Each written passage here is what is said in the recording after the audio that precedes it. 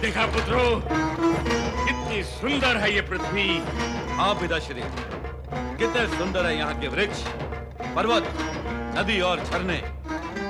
ये सब देखकर मन प्रसन्न हो गया। मन और अधिक प्रसन्न होगा जब इन सब पर हमारा अधिकार होगा। हमारा अधिकार होगा? हाँ, कुछ ही समय पश्चात ये सब हमारे अधिकार में होंगे।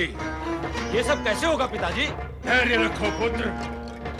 पृथ्वी पर इस समय जिस किसी का भी अधिकार होगा, उसे हम पांव तले कुचलकर पृथ्वी पर अपना अधिकार कर लेंगे।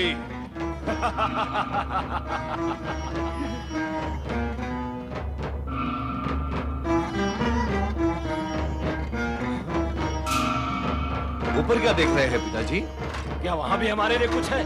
हाँ, वहां तो यहाँ से भी अधिक है।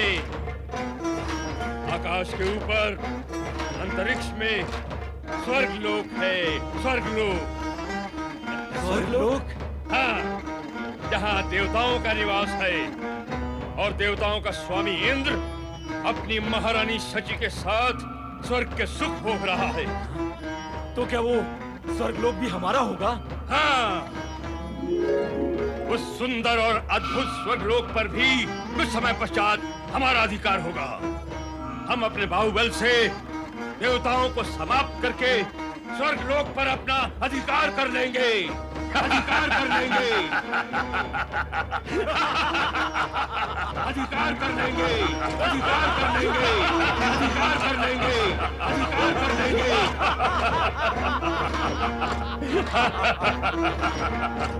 धन्य हो भोलेनाथ, धन्य हो शिव शंकर, आपने मेरी प्रार्थना को सार्थक कर दिया।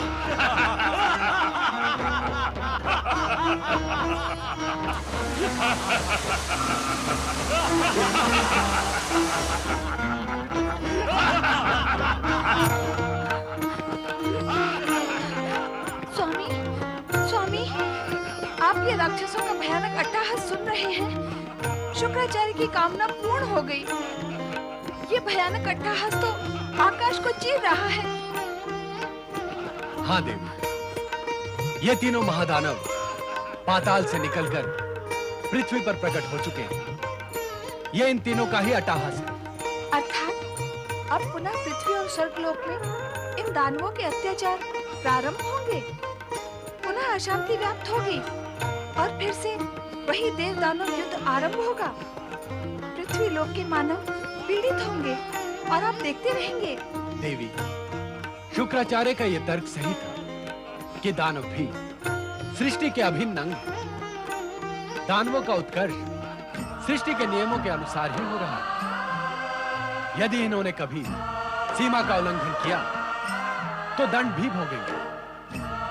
इसका संकेत हम पहले ही दे चुके हैं।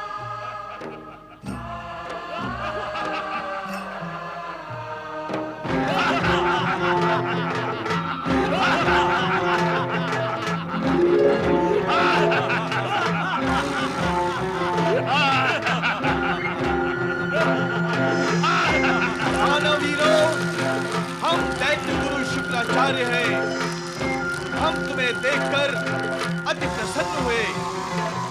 आओ, हमारे आश्रम में आओ, हम तुमसे कुछ कहना चाहते हैं। शुक्राचार्य, दैत्य गुरु शुक्राचार्य, पाताल लोक में हमने इनके कई बार दर्शन किए हैं। दानव राजजनों, आओ, अपने पुत्रों को लेकर हमारे आश्रम में आओ। पृथ्वी लोक पर तुम्हारा स्वागत है। हम आ रहे हैं, आ रहे हैं हम लोग।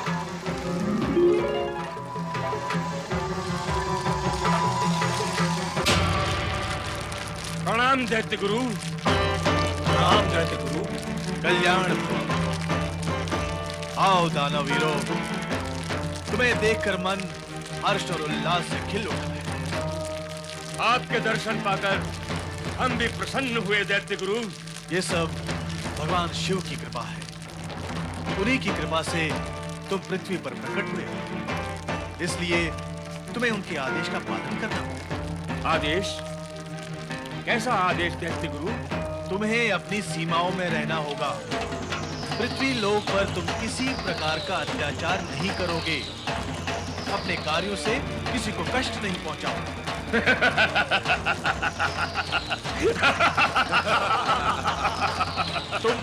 तुम तीनों हंस क्यों रहे हो?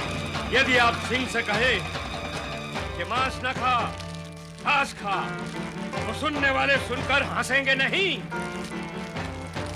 सीमा में रहना, अत्याचार ना करना, कष्ट ना पहुंचाना, ये सभी कार्य तो मानव और देवताओं के लिए है, दानवों के लिए नहीं। दानव भी यदि यही कार्य करने लगे तो देव और दानव में अंतर क्या रह जाएगा? दानव को अपना नाम सार्थक करने के लिए सीमा लांघना, अत्याचार और कष्ट पहुंचाने का कार्य तो करना ही पड़ता है दैत्य गुरु।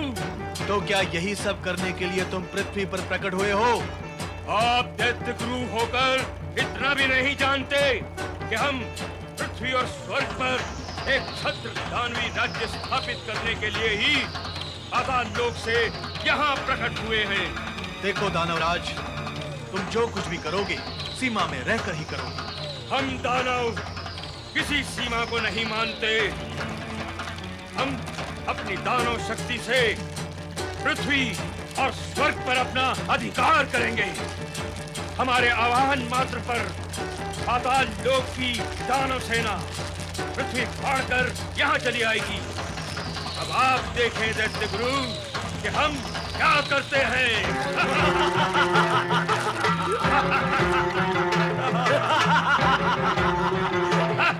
ये तो भगवान शिव के आदेश का उल्लंघन करने पर उतारू है।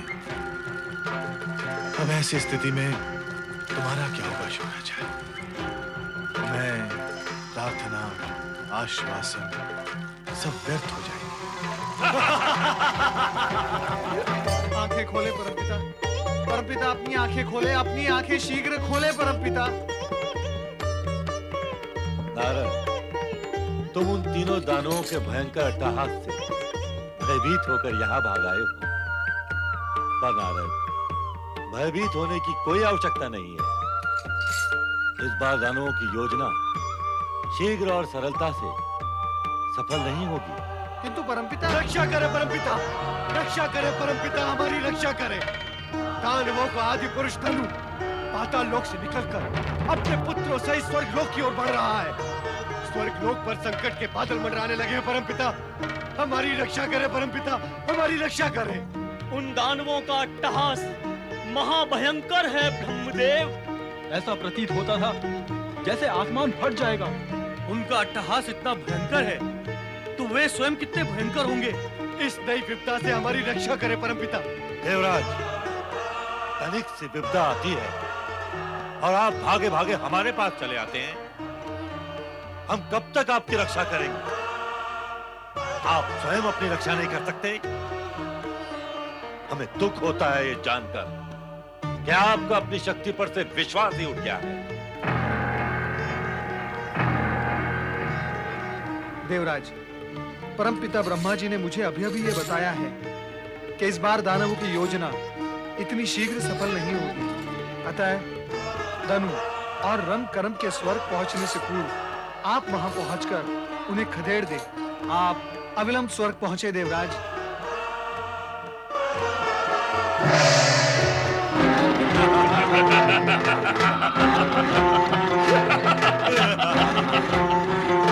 पाताल सेना प्रकट हो।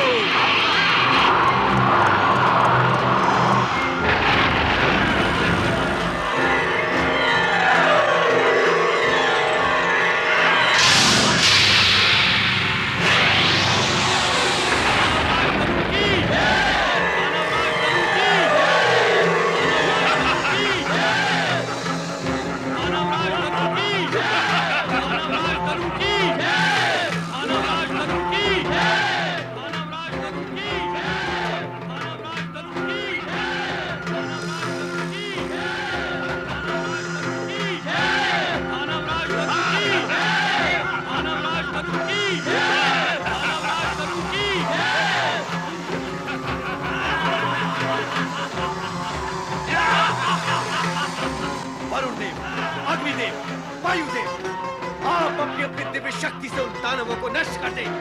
उन्हें स्वर्ग के समीप पहुंचने का अवसर भी नहीं मिलना चाहिए।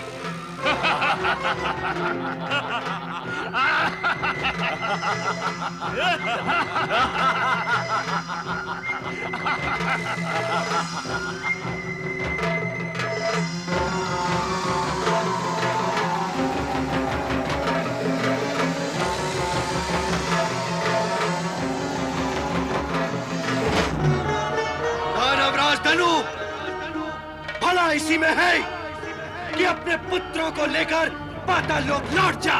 नहीं, आगे बढ़ने वाला पग असुर कभी पीछे नहीं हटाते। उसे और आगे बढ़ाकर शत्रु का शीश कुचल देते हैं। अभिमान जब आंखों पर छा जाता है तो उसे अपनी मृत्यु भी दिखाई नहीं देती। मैं तेरी तलवार का उत्तर तलवार से ही दूंगा।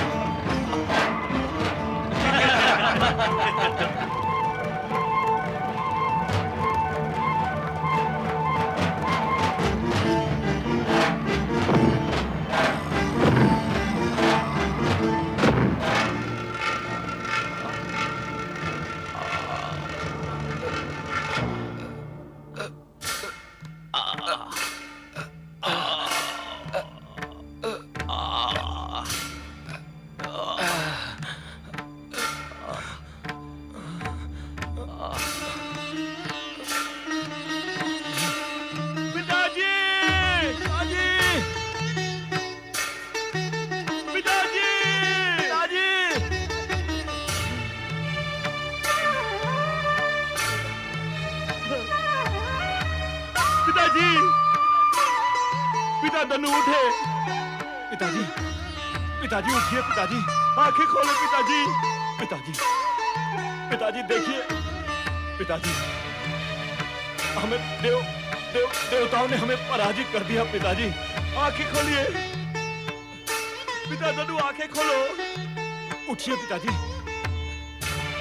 आंखें खोलिए पिताजी, सुध में आइए। हाँ पिताजी। करम जी जी पिताजी। दैत्य गुरु शुक्राचार्य की बात न मानकर हमने भूल की। अब हम शिव भगवान के कोप के पात्र बन गए हैं। सुनो, वरदानी शक्ति प्राप्त किए बिना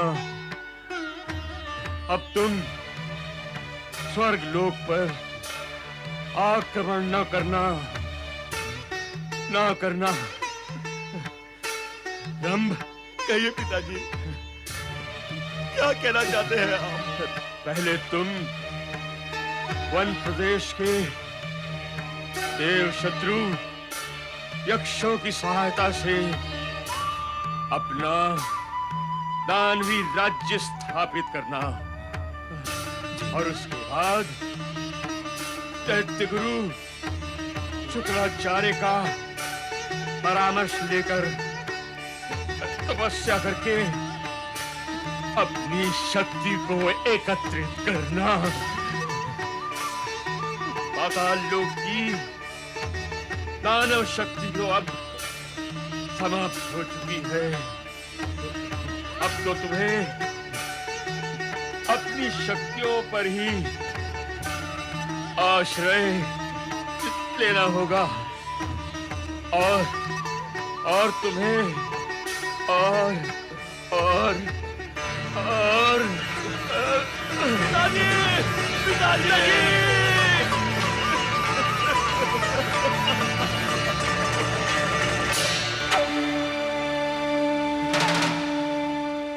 हम आपकी इच्छा को अवश्य पूर्ण करेंगे। हम प्रतिज्ञा करते हैं कि आपके आदेश का पालन करेंगे।